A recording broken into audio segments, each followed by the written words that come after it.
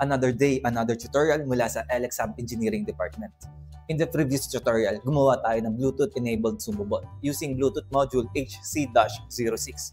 Ginamit natin ang LX Hub very own Bluetooth controller app upang makontrol ang ating Bluetooth-enabled Sumobot using ArrowKeys controller.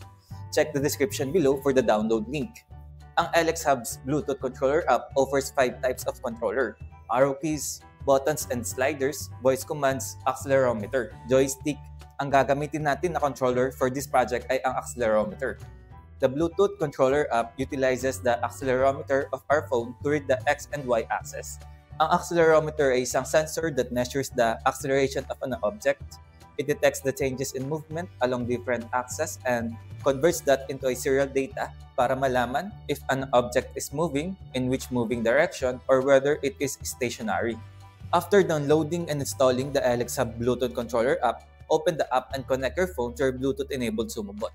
Proceed to the settings located at the upper right corner.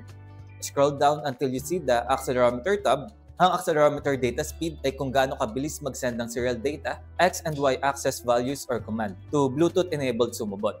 Meron tayong tatlong options: slow, normal, and fast. For this project, iset natin sa fast data speed.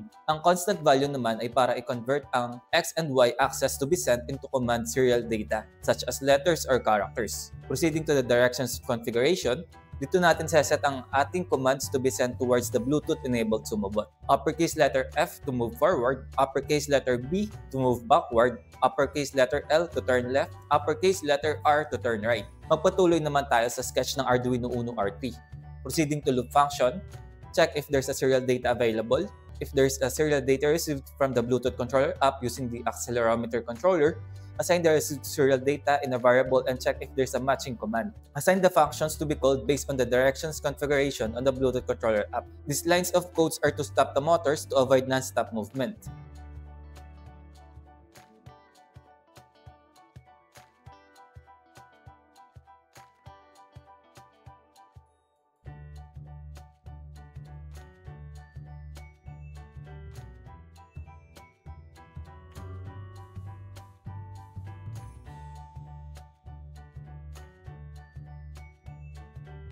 Dito na nagtatapos ang ating project.